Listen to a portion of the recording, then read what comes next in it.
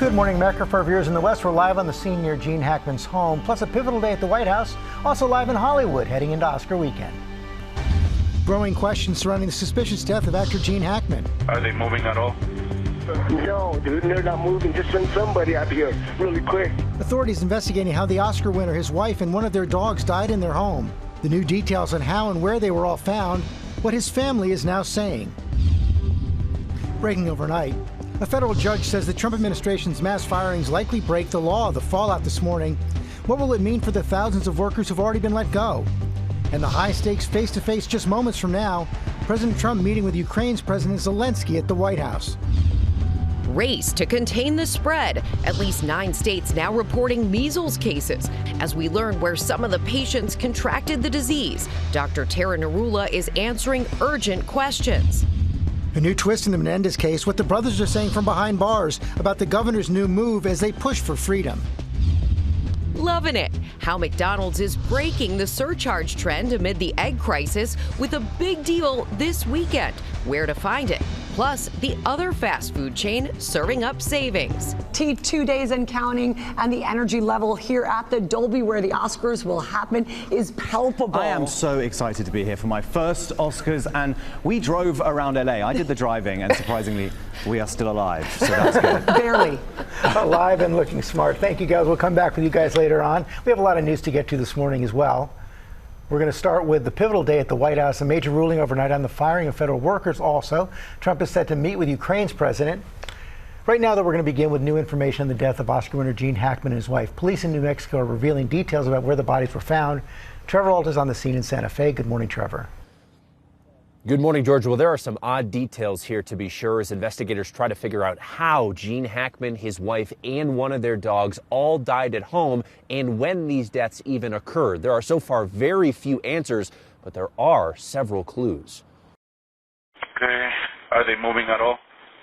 No, dude, they're not moving. Just send somebody out here really quick. This morning, looming questions surrounding the passing of actor Gene Hackman, his wife Betsy Arakawa, and one of their dogs. Their deaths all now being investigated as suspicious. She's laying down on a floor from the window. Officials were called to the actor's Santa Fe home Wednesday. It was a security officer that went to the house and had discovered the individuals in the home. According to the search warrant, Hackman was found in the mudroom of the home, appearing to have suddenly fallen. His wife was on the bathroom floor with a space heater near her head and an open orange prescription bottle with pills scattered on the countertop. Their German Shepherd was found dead inside a kennel about 10 to 15 feet away from Arakawa.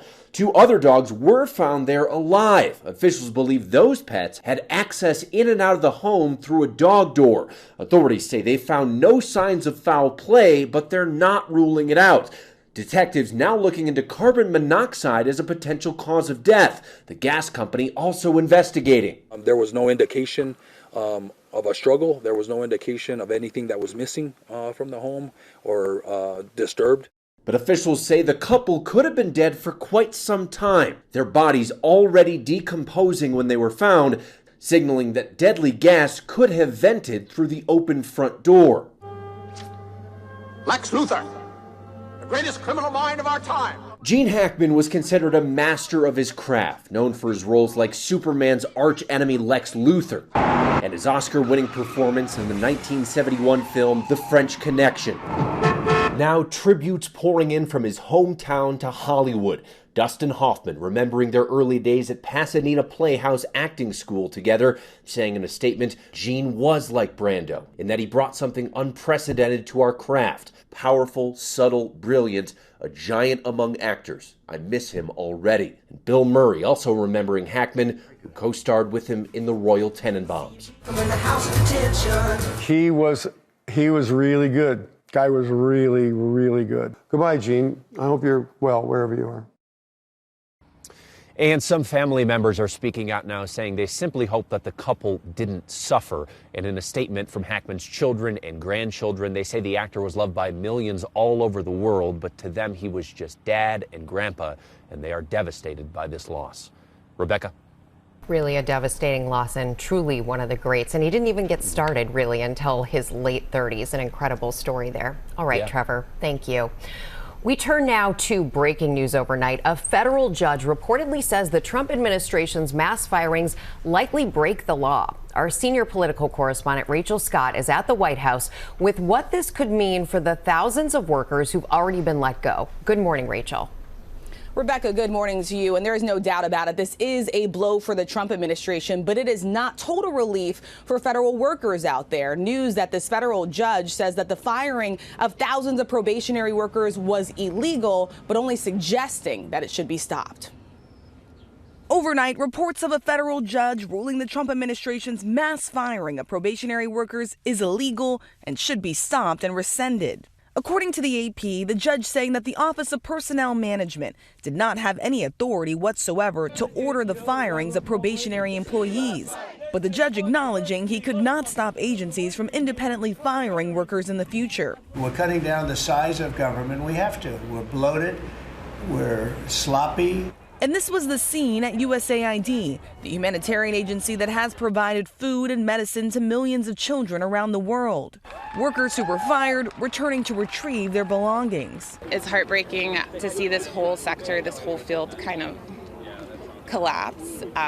It's really heartbreaking. The impacts of the cuts at the agency reportedly leading to the termination of projects including HIV treatments, malnutrition, malaria control programs, and polio vaccinations. The Pentagon preparing for layoffs any day now. The Department of Veterans Affairs dismissing more than 1,400 probationary workers earlier this week. Veterans make up 30% of the federal workforce. Overnight, fired workers showing up at this town hall in Virginia, telling their Democratic representative they're concerned about the cuts. One veteran fired from his job at the Department of Agriculture, speaking with R.J. O'Brien. Be able to go back to the veterans of our country and tell them that they were not performing well in a job when we've defended our country for many, many years was directly, for lack of a better word, a slap in the face. The president was asked if he's tracking how many veterans have been fired so far. So we're watching that very carefully, and we hope it's going to be as small a number as possible.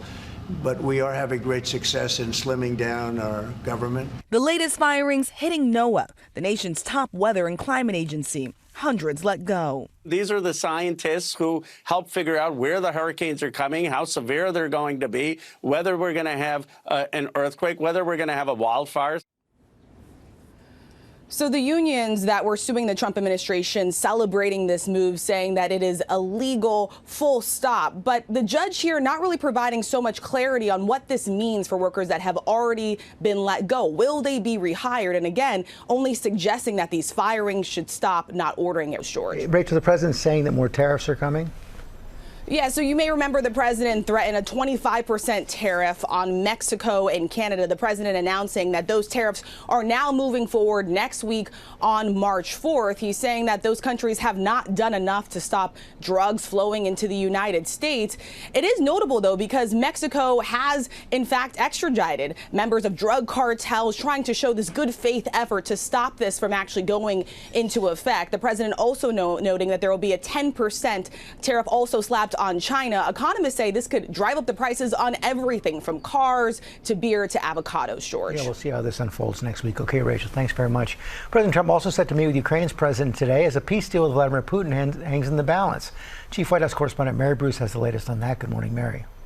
George, good morning. Well, the stakes are certainly high here today. Ukrainian President Zelensky here at the White House to meet with President Trump as this administration pushes for a ceasefire deal with Russia, and just days after President Trump labeled Zelensky a dictator. Now, he has been softening his tone recently. President Trump yesterday saying he has a lot of respect for Zelensky and that they're going to have a very good meeting. Today, the two will be signing a deal to share Ukraine's mineral resources. Trump casting this as a way for Ukraine to pay back the U.S. for billions of dollars in aid. But in order to reach a broader agreement, Zelensky says he needs security guarantees from the U.S. so that Russia cannot invade again. And so far, that is something that President Trump has been unwilling to give. He says he'll consider those options once they reach a ceasefire agreement, something, by the way, that he says he is confident Vladimir Putin would honor, saying, quote, "It's going to hold," adding his approach would be to trust but verify. Rebecca. All right, just like President Ronald Reagan. Mary, thank you.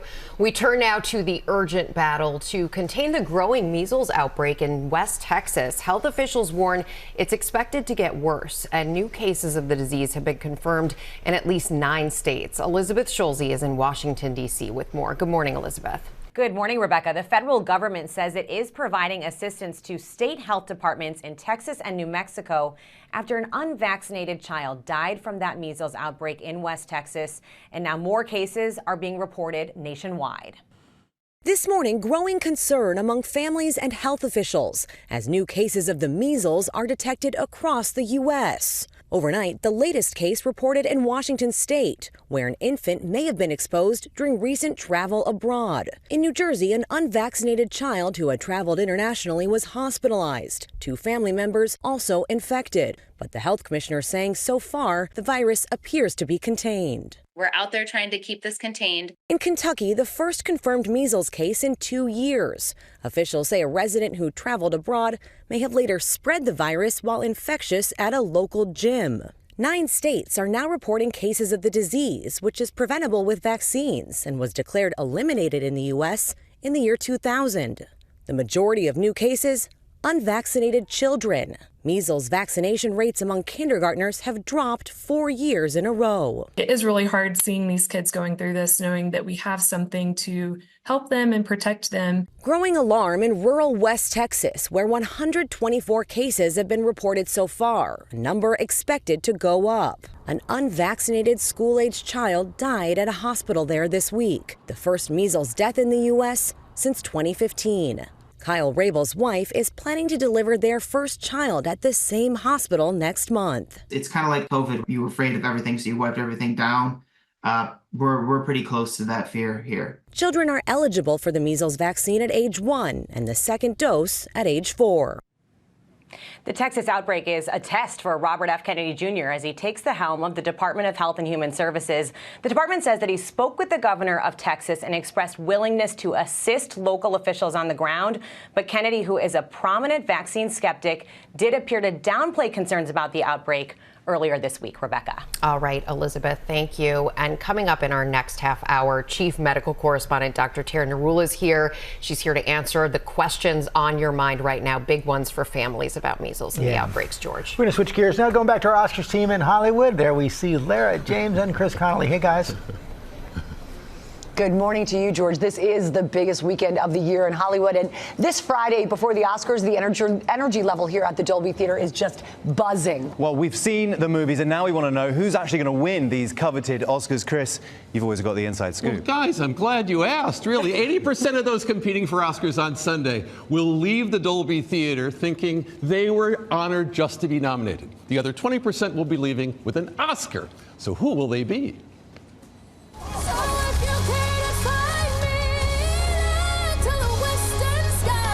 Everyone deserves a chance to fly, but how high can they go? Sunday night's 97th Oscars will determine if Wicked and its nominated singing and acting stars Ariana Grande and Cynthia Erivo will soar above all. Hello. Or if a Best Actress win for her work in The Substance will cap Demi Moore's 40 years plus on screen. From the 80s, St. Elmo's Fire, or alongside More Than a Few Good Men. Your Honor, the defense strenuously objects. But Mikey Madison is on the rise in Best Actress, the unstoppable engine of grit and glee that makes the irresistible Honora go, go, go. Be a man and talk to me. Admiration abounds for Timothée Chalamet's Bob Dylan in A Complete Unknown. I walked and I crawled on 6 crooked highways. His SAG Award win makes Best Actor feel like a 3-person race. But which guy? My buildings were devised to endure such erosion. The Brutalist is unimaginable without past victor Adrian Brody's desperate passion. Our faith is a living thing. And Conclave is built around the murmurs and silences of Ralph Fiennes. The supporting categories had likely winners before you threw out your Christmas tree. You don't feel weird being in a first-class car? They would be Kieran Culkin, on the edge, occasionally over it, in A Real Pain. No one wants to be alone, Dave. Okay, I'm gonna check it out. And Zoe Saldana from the Star Trek movies, and the Avatars, and the Guardians of the Galaxies. showing many dimensions of her skills and talent in the operatic Emilia Perez. Nora and its 53-year-old writer-director Sean Baker. Now that's just the kind of plucky underdog story that Oscar voters love, and it's the Best Picture favorite. Wicked may have to wait until it's part 2, but when Cynthia and Ariana hop on stage Sunday and start singing live, it might be the Oscar roof that lifts off.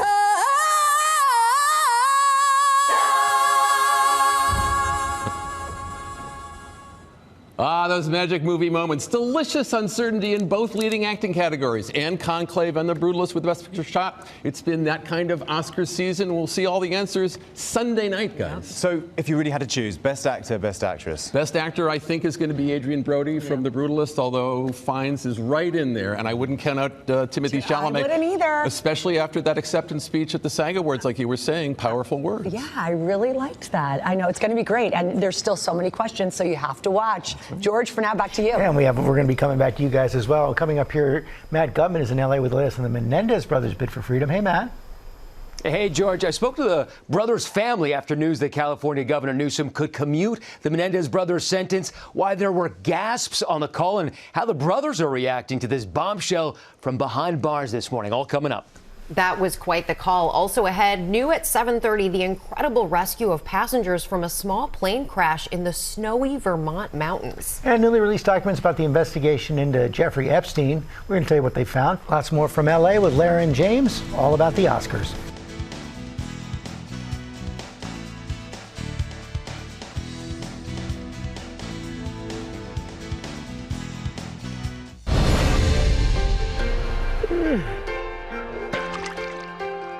Now, I know this may not be comfortable, but I've heard reports that you were pretty difficult on set. What's difficult, really? Okay, Life of Pi, take 1. What's my line? Take 70. Milk, please, milk. I don't want to ask twice. Yeah, okay, fine. I was difficult. Because this story is about the tiger, George. Sam, we have been doing this a long time. George, that was 2012 or 2013, right? I think. I had completely forgotten about Life of Pi. I think we need a reel of all the costumes I've interviewed you in. Really? But was I a difficult interview, George? That was tough. Look, and you sort of brought out the inner. You needed your milk, like so many.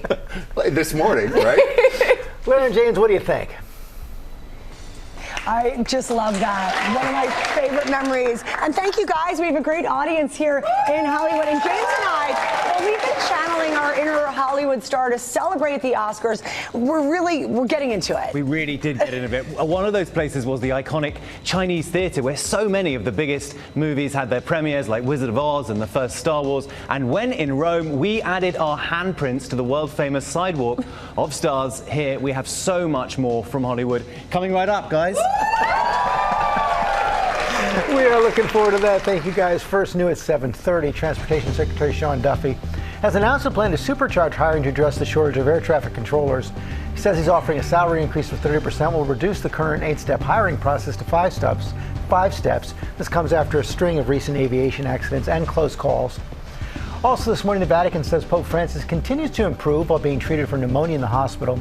But doctors say it will take more days of clinical stability before they know whether the 88-year-old is out of danger. Plus, take a look at this incredible rescue caught on camera. First responders airlifted 3 people to safety after their small plane crashed into a snowy Vermont mountainside Wednesday. Wow. Rescuers worked through 4 feet of snow to reach the victims. All of them escaped without serious injury, thank goodness.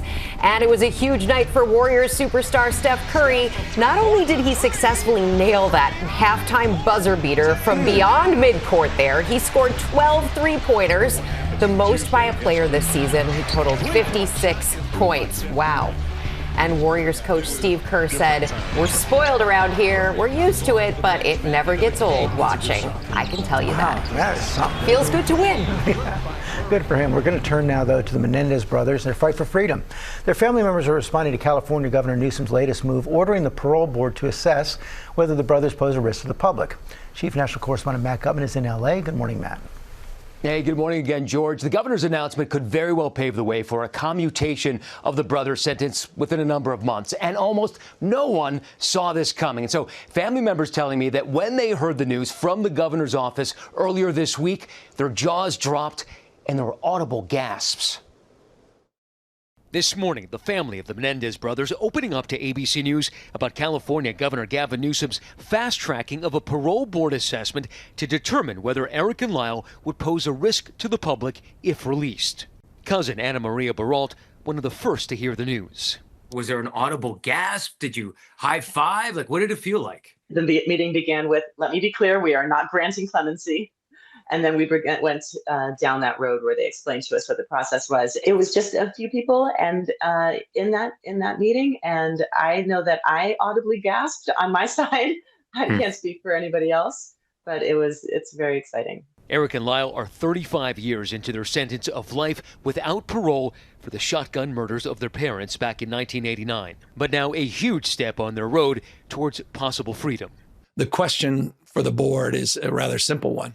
Do Eric and Lyle Menendez, do they pose a current, what we call unreasonable risk to public safety? The assessment could take up to 90 days, but ABC News has learned that Newsom is fast-tracking the process, and if Newsom does support the brothers' release after the investigation concludes, their case will be reviewed by the parole board, which would then have up to 6 months to make a ruling.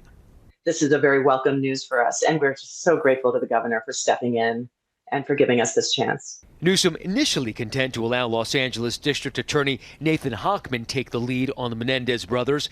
But now, multiple sources telling ABC News that Newsom made the decision to intervene after the DA's press conference last week, in which he rejected the brothers' petition for a new trial and dismissed their allegations of sexual abuse at the hands of their father, which the sources called a mistake. Do you personally now believe that they were not sexually abused by at least Jose Menendez? They absolutely testified to it in great detail. I also understand that when it came to any corroborating information about that sexual abuse, it was extremely lacking. Just last Thursday, Eric and Lyle opening up on the TMZ podcast, Two Angry Men, about life behind bars. Prison can be hard, and there's a lot of suffering in prison. So, and I wasn't, I'm not going to fight back. I'm not going to, engage. I know that you and family members speak to the brothers regularly in prison. What was their response when they heard about the governor's investigation? Cautiously optimistic and a little bit of, okay, what does it mean? How do we move forward? And so sources close to the case tell me the governor's decision, which could lead him to commute the brothers' sentence, is already having a significant impact in two ways. First, it'll likely cause the DA to delay his long-awaited announcement of whether he would support resentencing the brothers, and it would likely delay the brothers' upcoming resentencing hearing until the parole board concludes its risk assessment investigation. Guys. Big curveball there. Okay, Matt, thank you. We are back now with the growing concern around measles, with online searches about the disease soaring 900% in the last week. Our chief medical correspondent, Dr. Tara Narula, is here live to answer some of the most pressing questions. It's great to have you with us, Dr. Narula. Clearly a lot of interest in this with those online searches. Put this outbreak into perspective. How does it compare to the past? Yeah, perspective is so important. So we were just talking, we do see outbreaks every year. In fact, last year there were about 16 outbreaks, 285 total cases in this country. I think what's concerning here is that we're only 2 months into 2025 and we're already seeing 124 cases in Texas, 3 outbreaks in the country, and multiple states reporting cases. And we've also seen the first death. You know, that we haven't had a death from the measles since 2015, and we haven't had a child die from the measles since 2003. So when we talk about why this might be happening, we know global measles cases are rising, and then we see these pockets in this country of unvaccinated. In order to protect those pockets, we need 95% of the people in the community to be vaccinated. The problem is our community rates of vaccination are about 93%, so we don't have, as we mentioned, that firewall of safety around Yeah. those unvaccinated groups, and that's where we see this spreading. And unfortunately, there are vulnerable populations, kids, adults over 20, pregnant women, and immunocompromised, who end up potentially being even more at risk in addition to those generally unvaccinated. And measles is highly contagious. It is. So when you think about contagious, lots of times we think about the flu and COVID and even scary diseases like Ebola, but this by far and away surpasses that. So for example, George, if I walked into a room with measles and there were 10 people who were unvaccinated, 9 would get the measles. It can live in the air for about 2 hours. In general, if you are exposed, you will develop symptoms anywhere from 7 to 14 days afterwards. So you could be contagious before you show symptoms. Absolutely. Yeah. So you're contagious 4 days before the rash and up to 4 days after the rash. Wow. All right. So this is quantifiable, people's interest in it. We know what the search numbers are. So some of the questions that people are looking up, so let's get some answers on them, are can I get measles if I'm vaccinated? And even if I'm vaccinated, can I spread it?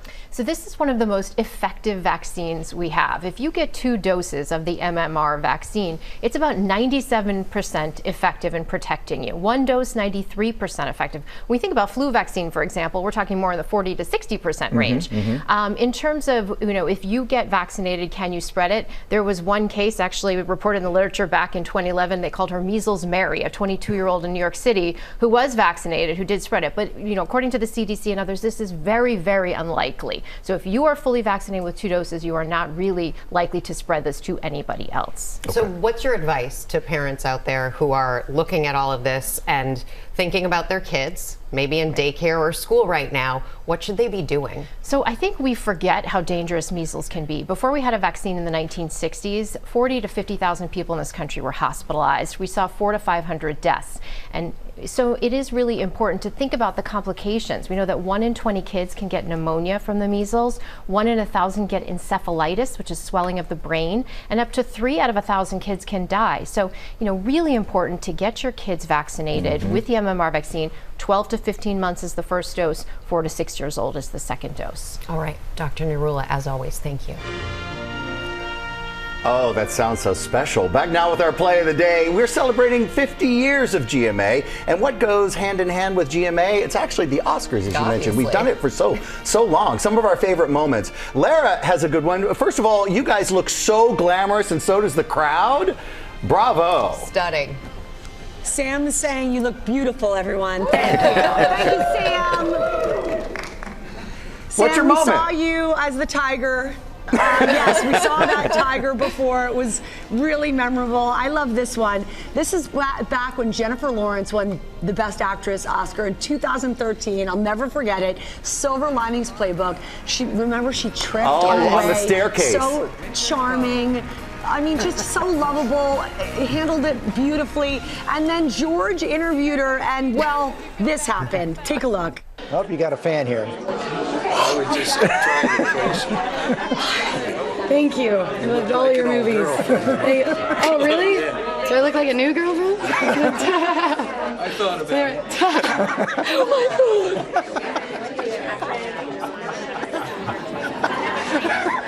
Is he still here? I'll be waiting. Oh my God! I need a rear view mirror. I was going to ask you, what are you going to remember about tonight? I think it is. That was such an iconic moment, George. You handled it like a champ. All I had to do was sit back and watch the show. It was so great. And we have so many moments like that. It's so fun because we are celebrating GMA's 50 years. We've been at so many Oscars. We've dressed up like so many characters. Sam, I hope we're breaking out all the good ones because my man, you have done so many. How about if we stick to yours, Lara? We don't always need to. Yeah, okay. Let's crack that vault open. Thank you, guys. We're going to catch up with you in a few minutes here. But coming up at 8 o'clock, the school bus driver being hailed a hero this morning. This is a beautiful story. Good morning, America. It's 8 a.m. Questions surrounding the suspicious death of actor Gene Hackman. Authorities investigating how the Oscar winner, his wife, and one of their dogs died in their home. Details on how and where they were all found, including the 911 call. We have the latest on the investigation.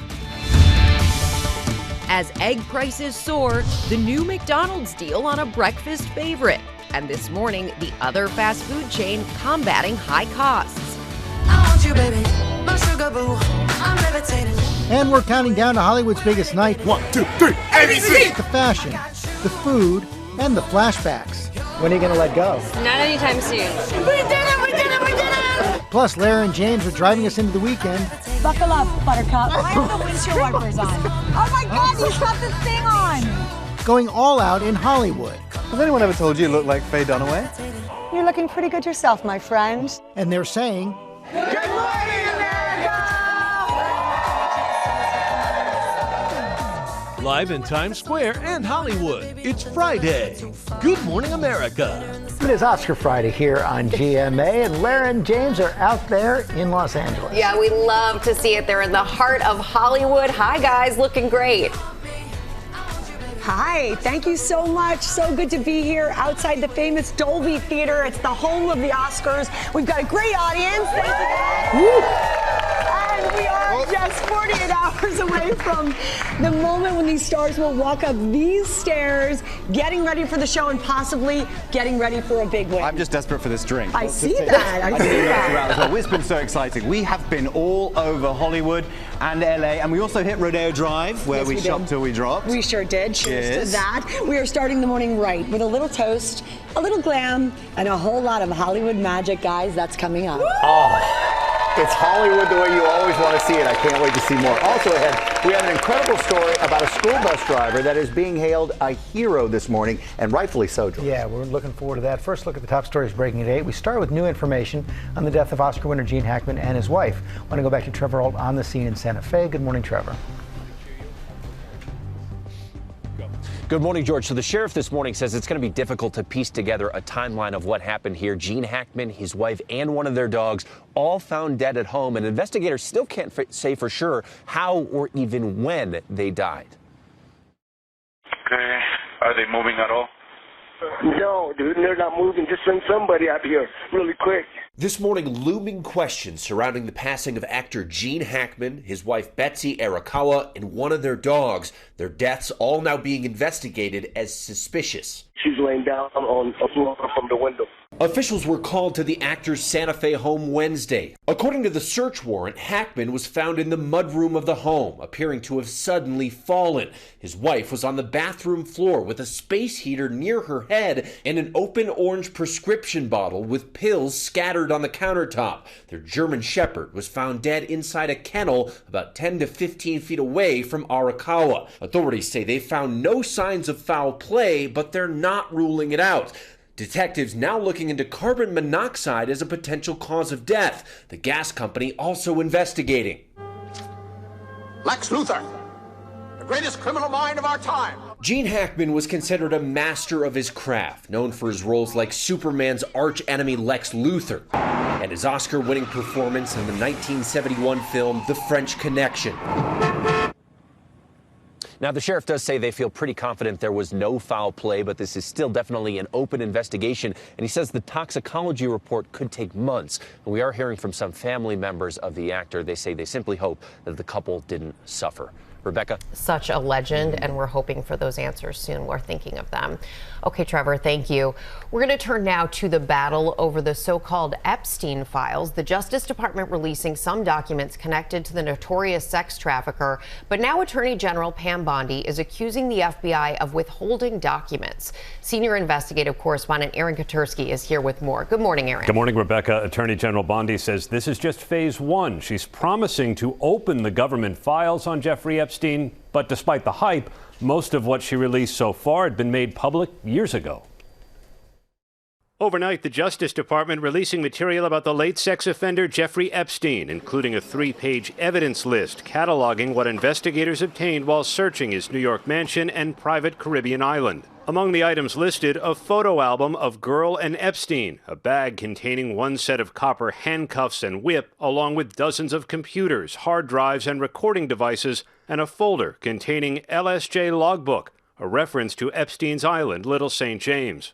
Attorney General Pam Bondi went on TV to trumpet the release of this material, teasing a big reveal. What you're going to see, hopefully tomorrow, is a lot of flight logs, a lot of names, a lot of information.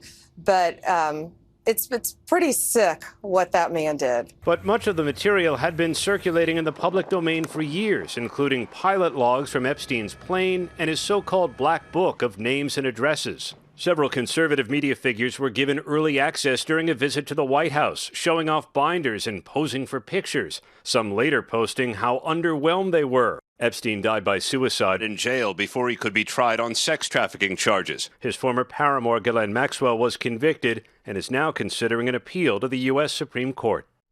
Attorney General Bondi is promising to release more documents after a review to protect the identities of victims, guys.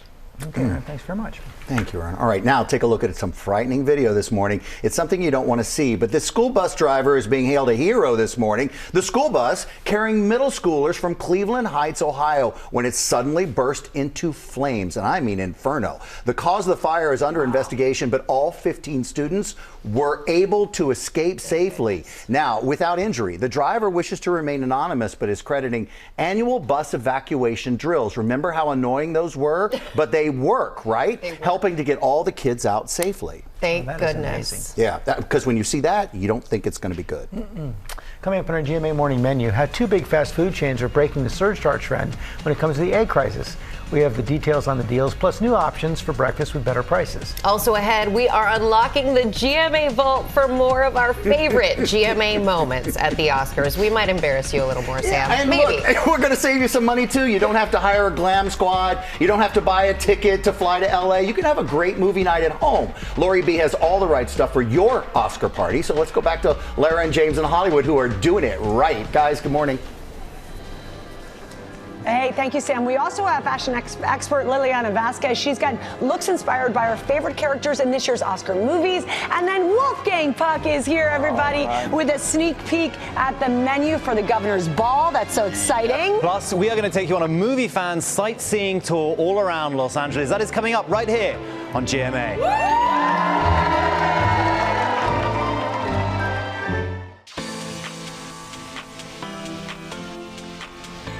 And we are back with our GMA cover story. As egg prices soar, McDonald's is offering a $1 deal on Egg McMuffins. So it's Schulze back with the details. Tell us what's going on with McDonald's. And you know, George, we've been hearing a lot about these egg surcharges at breakfast chains like Waffle House and Denny's, restaurants passing down those higher costs to customers as they face egg shortages from the bird flu. Well, now McDonald's is promoting a deal where it's actually cutting prices only for one day. So this Sunday, it's offering the signature Egg McMuffin or Sausage McMuffin with egg sandwiches for just $1. It says this is part of a celebration marking the 50-year anniversary of the sandwich. Important caveat here, though, guys, is that you have to buy the McMuffin through the McDonald's app. You cannot just show up and order it off of the menu. So they really want you to download that app, Elizabeth. Yes. And there are other businesses as well that are taking advantage of this and using it as a competitive advantage. Right, exactly. Fast food chains really trying to strike a delicate balance here. They've been struggling to win back customers who are fed up with inflation. They're offering deals and they're reluctant to raise prices at all, which is why McDonald's vowed this week not to put those egg surcharges on its menu. And in a statement overnight, Wendy's also tells us now that it has no plans to raise prices on eggs. It says customers can claim a $2 breakfast sandwich, which includes a fresh cracked grade A egg on the Wendy's app, also through the app there, through March 3rd, guys. Hey, so if I'm doing this at home, Elizabeth, and I'm not really up on protein substitutes, what are some of them that I can swap out eggs for? I got a couple for you, Sam. So here's some options that you can incorporate into that breakfast routine that generally will now at this point offer better prices than eggs. So think of foods like Greek yogurt, tofu, cottage cheese, quinoa, and flaxseed. Another trend that we are seeing right now, too, is a surge in sales for egg substitutes. So a vegan egg substitute called Just Egg, it's made from plants. It says that its sales grew 5 times faster in the past month compared to the same time last year. Checked my local grocery store. It was in stock. The box that has 4 servings was about $6, which is pretty much on par with the cost of a dozen eggs here. I don't know. Plant-based eggs, why not try it right now, right? Yeah, I can get on board with the Greek yogurt. That's where I'm going. I actually thought that was not bad. Yeah. I didn't know. Yeah. It's good for you. All right.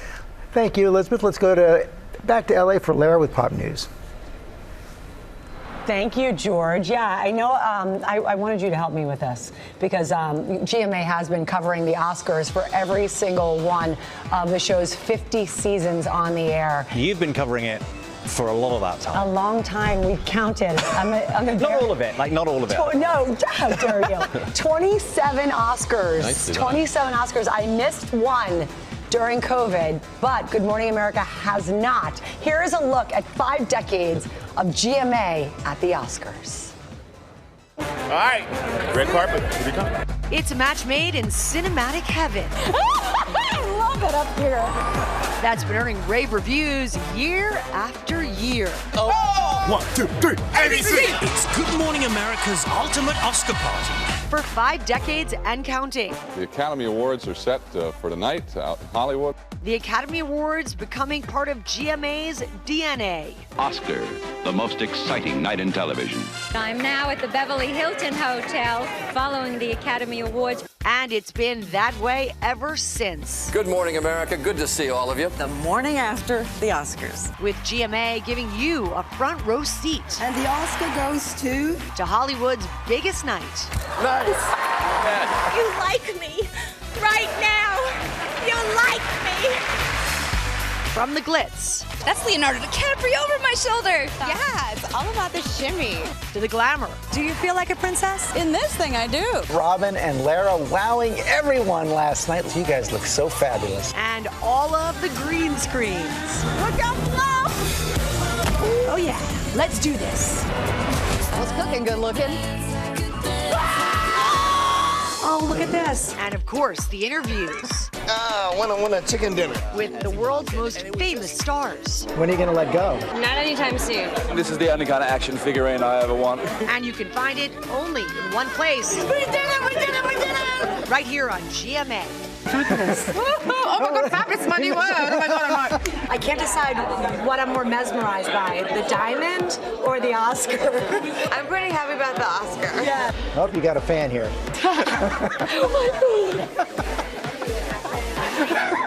Is he still here? I'll be waiting. Oh my God! I was going to ask you, what are you going to remember about tonight? I think it is. Did you look out in the audience while you were performing? No. Oh, no.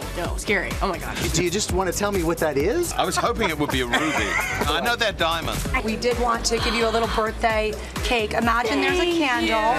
Good morning. Good morning. Good morning, America. Good morning, America!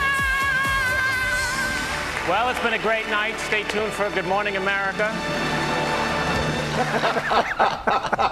It is epic. Like, it's a no sleep kind of like no 4 days, 5 days of that, right? And it's great to see. And Lara, 27 years of this. That's incredible. Yeah, congrats, my friend. 27. Thank goodness you did not have a retrospective of some of the fashion choices. Sam, thanks for reminding me about the no sleep thing. Awesome. Hey, listen, I also want to share with you this morning, we've been talking about the nominees and this year's Oscar-worthy films for months. It's a constant debate to see which of the films actually takes home the gold. Well, now ABC has teamed up with our friends at ESPN to make your predictions happen. Check this out. They have this thing where you can do this online ballot. Anyone can put in their picks for this year's big winners. Over 70,000 people have already done it. They put in their picks. The person who gets the most correct wins the grand prize. They get 2 round-trip tickets to the 2026 Academy Museum Oscars watch party here in LA, $5,000 cash.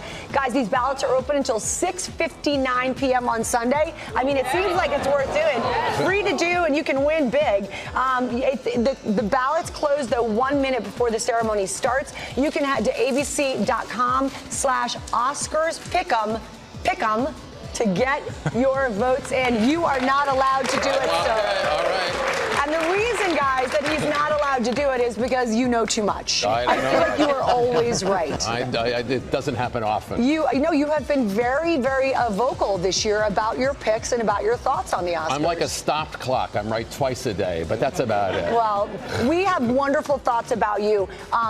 Conan has other thoughts about you. I'm glad you're here this morning because I did want to talk to you about this. So the other day, guys, you probably remember I had a fun interview with Conan O'Brien. We had a really great time. During our interview, I mentioned my colleague, Chris Connolly, and how much I loved the interview that Chris did with him when it was announced that Conan was going to be host. Right. You did a great job. Thank you. So did you? Well, Conan said something that, frankly, Chris, we found disturbing. Check it out.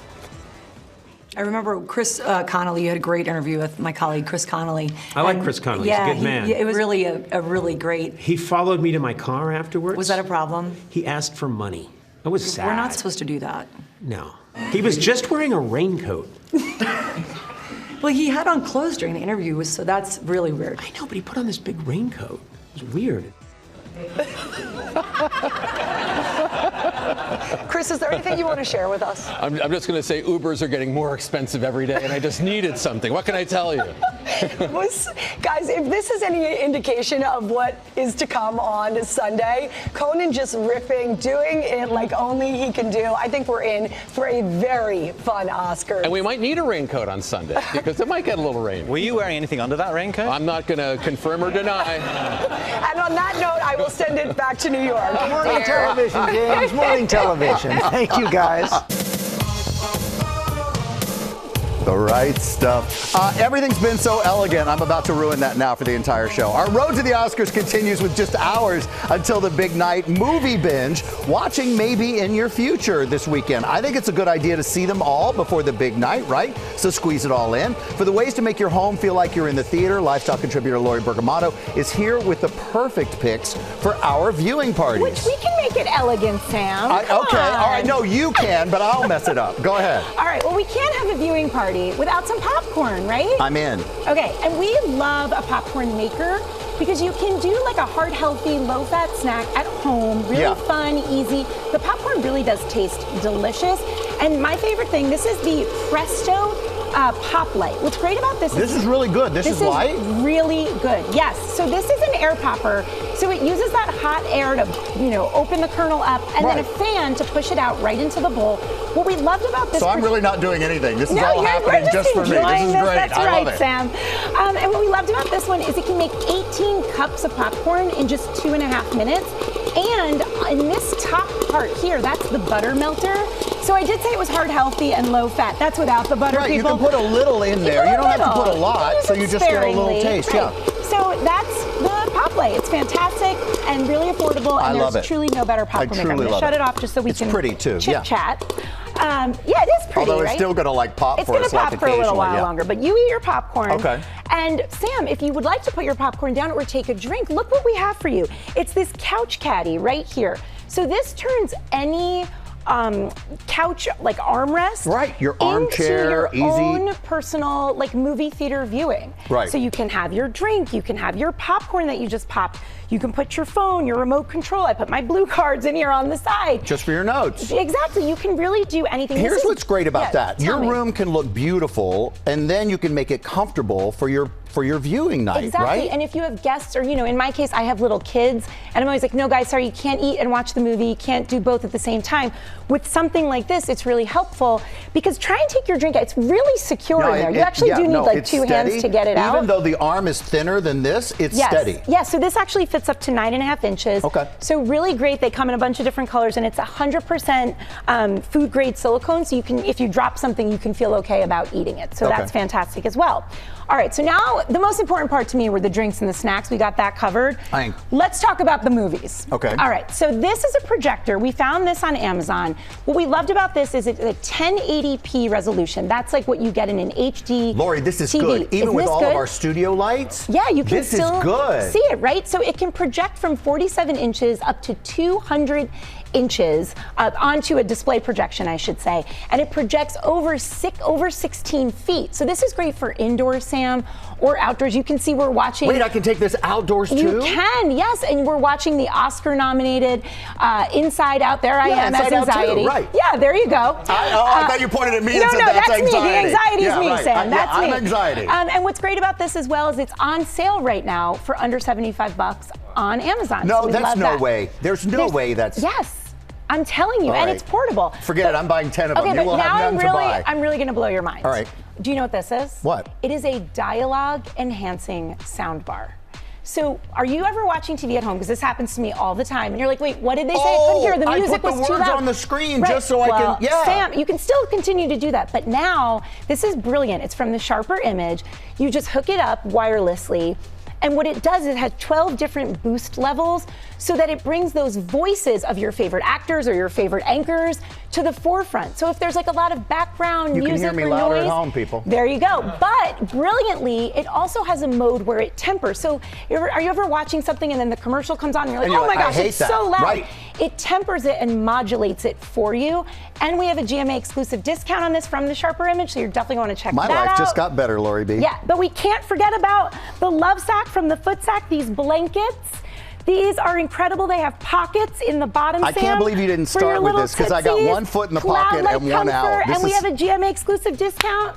We're going to just be viewing all weekend. Mom, you're getting one of these. I'm just, because my mom, you got to, hey, by the way, thanks, Lori. No, they're telling me we got to go. Thanks, Lori. Head to our website to check all these products out for amazing movie night and great deals.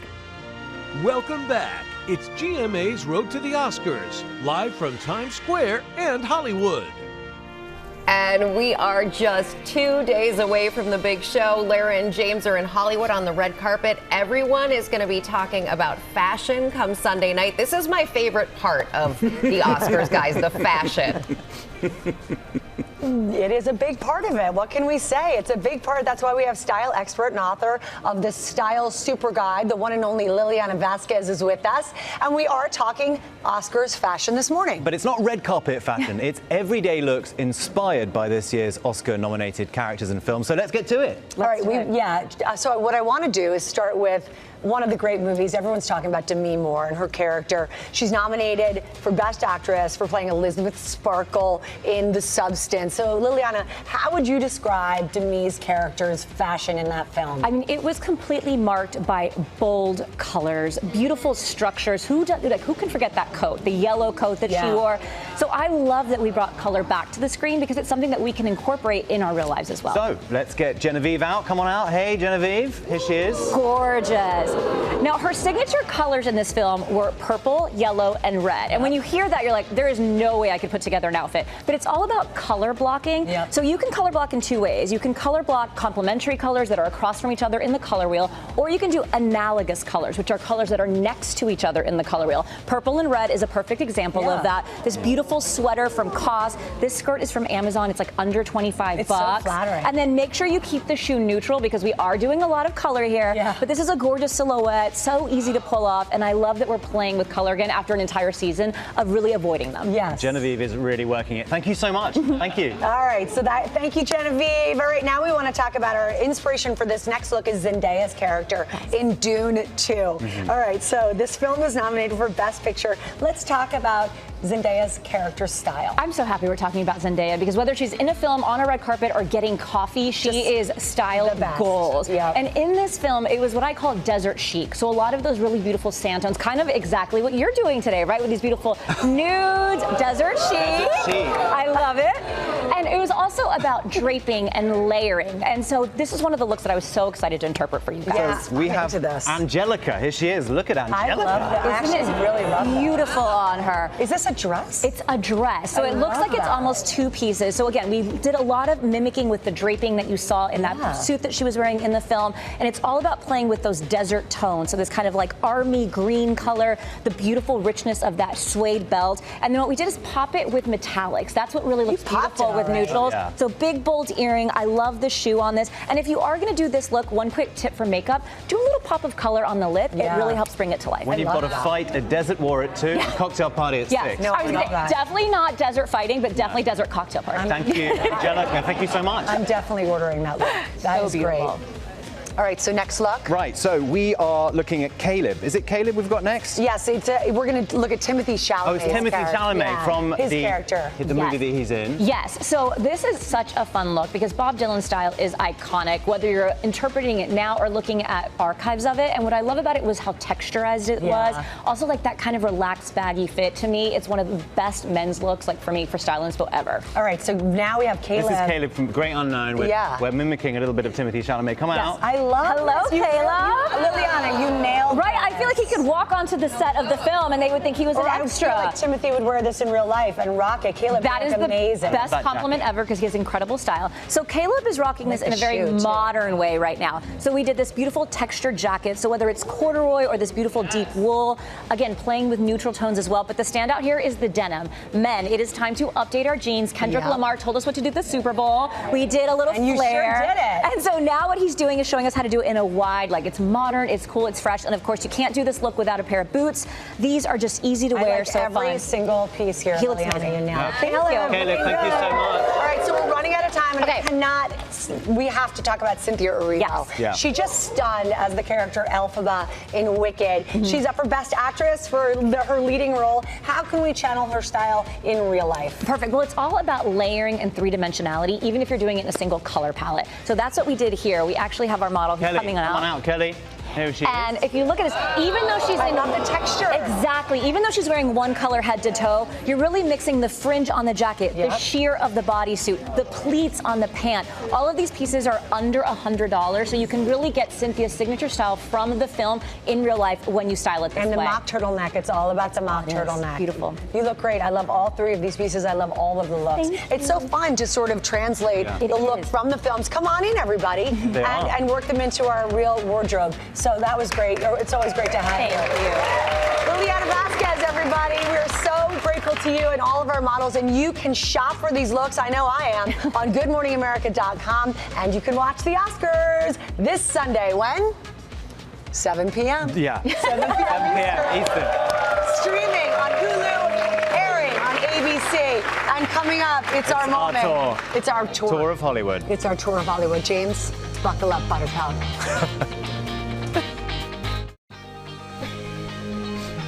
And it is time now for Lara and James' excellent adventure. Let's go back to Hollywood. That is the perfect way to describe it, George. We did have so much fun together in Paris for the Olympics. James has never been to an Oscars, so it just felt natural that he should come from London to see Hollywood at its most glamorous on this very special week. I mean, I just wanted to get the full Hollywood experience, and who better than this lady, Lara? We had so much fun. Take a look, guys. In Hollywood, there's no better way to celebrate than like an Oscar winner. Has anyone ever told you you look like Faye Dunaway? You're looking pretty good yourself, my friend. Thank you, and I would just like to thank the Academy for this. We do not have time for an acceptance speech. We have a lot of LA to see. It's Oscars week. Buckle up, Buttercup. Why have the windshield wipers on? I'm so concerned. Please, someone help me. Oh my God, you shut this thing on. No, it's heating.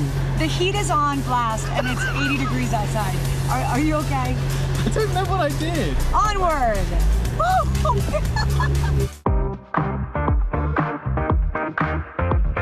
Which side of the road am I supposed to be? Oh God, you're supposed to be on the right side of the road. This one. Look, Beverly Hills. Beverly Hills. Here we are, baby. All over the world, everyone knows what Beverly Hills is. Yes. Even me. We are going to a very shishi private estate, so we have to behave ourselves. Our first stop really sparkles. Let's go shop for jewelry. This is how we do it, Oscars week. Private home in Beverly Hills. Welcome to LA, my dear. Iconic New York jewelry designer David Webb adorning some of the top stars in history with luxury jewels for over 75 years. And Levi Higgs is showing us some of their most spectacular pieces. Look at that. How do you feel? Like a queen. When I think about iconic, elegant, Oscars-worthy jewelry, the first name that comes to mind is David Webb for me. We love that. It's big, bold jewelry. It's colorful. It really makes a statement on the red carpet. I can tell that you guys love an animal. We do. I'm seeing it here. This is our icon. Talk to me about some of the celebrities, the Oscar winners, that have worn and loved David Webb. Well, in 2020, when Renee Zellweger won the Oscar for Judy, she's holding the Oscar with a big David Webb rock crystal ring. So how much was something like that? This is $36,000. $36,000. It is. It looks like a piece of art. Yeah. Will you marry me? What are the men wearing on the red carpet? Well, so this necklace is from our museum collection, and it's a one-of-a-kind piece that's only actually been worn by men. Oh my God. Look at that, it's quite heavy. Well, this has been fun. It's been lovely to meet you. Thank you, yeah. Security! I've got something for you. I don't want to get too excited because this is only a loan. For you. Just like Julia Roberts. That seems familiar. Speaking of the award-winning movie, Pretty Woman, our next stop, the home of the rom-com classic, the elegant Beverly Wilshire Hotel. Welcome to the Beverly Wilshire. Can I do that cool thing where they just throw the keys to the bellhop? That's so LA. I love that. Kirsten Dunn has worked here for years and knows all. People probably know this hotel for one of the great movies of all time. Tell us about Pretty Woman. Oh, everyone's favorite rom-com. It's certainly our favorite as well. So for the filming of Pretty Woman, while it was only the exteriors that they shot here at the hotel, they replicated certain scenes in a Hollywood studio lot. Are there still people who work here that were there when the film was made? Yes, and they remember seeing Richard Gere and Julia Roberts outside while they were filming. Of course, we had to get their signature drink, the Feeling Pretty. Cheers, Mr. Gere. Cheers, Miss Roberts. Well, color me happy. There's a sofa in here for two.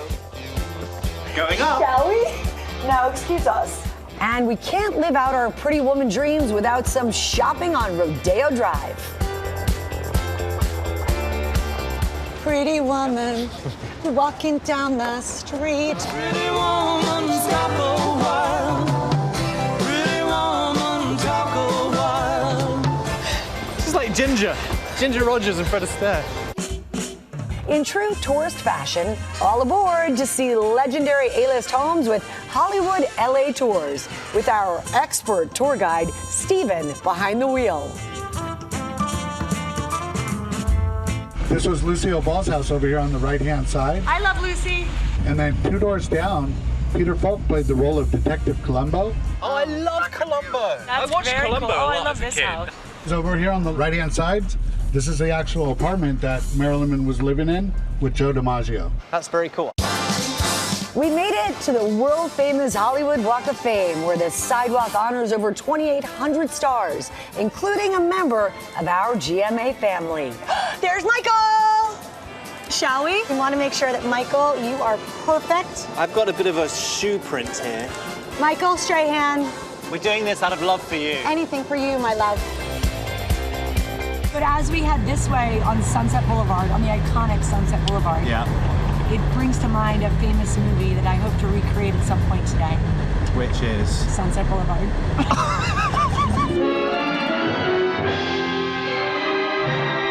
And with all this movie magic, something seems to have come over me. Mr. DeMille, I'm ready for my close-up. She's been doing this for 4 hours.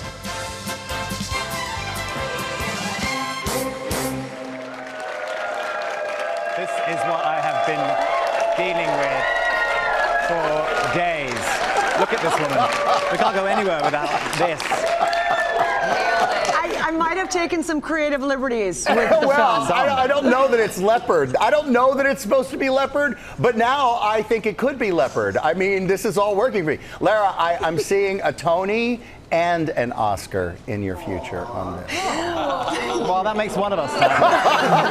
This poor man.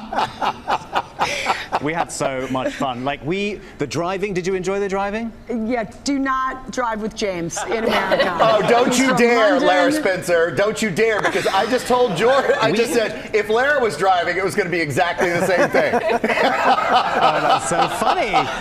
You see, we did go through 2 reds on Sunset, I have to admit. We did. No ticket, thankfully. Hey, I do want to point out one somewhat serious thing, and that is the jewels, because there is a security guard involved. This is the actual pin from the David Webb collection that was worn by Jonathan Bailey. Yes. Yes, Jonathan Bailey wore this for the Wicked premiere. It's a little leopard, and you know, Lara has been tickling this tiger all morning. She's just been. James, she's had a lot of fun. Guys, I will bring home the turban. Feel free to share. Oh, that was so Good to much know. fun. Thank you, guys. James is a great straight man. Yeah, he really is. I love the lapel pin was amazing. And I was looking at it all day trying to figure out what it was. So good answers. Now we know. Answer. All right. Time for Ginger. Thank you so much. And we are continuing our road to the Oscars. Now we get to hear from Mandy Moore. We love her, the choreographer behind your favorite viral performances, including last year's I'm Just Ken. It was an epic number. Well, she's opening up about what we can expect from Hollywood's biggest night. What I can say is that lineup is epic. So, I mean, I think there's going to be something for everyone as far as the performers and the performances go. You know, I can't tell you what they're doing because then you wouldn't tune in. But I can definitely say that I think, you know, if you liked Kennergy last year, you're probably going to like where we're going this year. Mandy went on to reveal that the Oscars are going to be emotional, joyful, and hopeful, as well as include some absolutely incredible performances. We know her, of course, from Dancing with the Stars, and she has done so many great things. Coming up, Chef Wolfgang Puck gives us a preview of what the stars will be eating after the Oscars.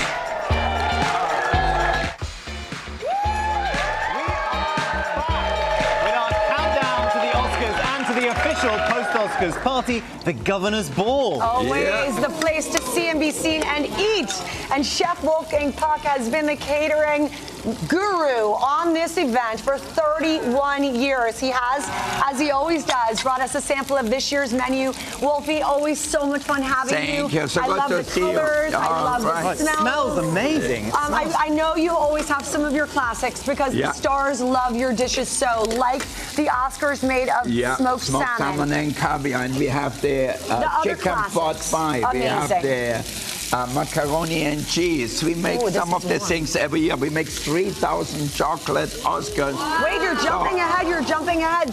From these classics, what is it about the chicken pot pie that makes the celebs lose their minds? You know what is so great? Because it stays nice and hot. If people didn't eat all day or all week, you know, you get a hot meal. It's perfect. If you've won, you're ready to eat. If you've lost, you need some comfort food. So it's the perfect dish. And there are new things this year. So point us out the new items on the menu. All right, like I'm making here like an Austrian pie dish. It sounds a little funny. So we have these amazing shrimps from the mountains in Austria. They farm raise them. Yeah, I saw there. They almost look blue. Yeah, they look blue and then they get pink once you cook them a little bit. And we're gonna add a little Thai noodles to it. All right. So that's totally new. And then we're gonna make a fish Singapore style with the black pepper sauce, which is really amazing. Steamed rice and bok choy with it.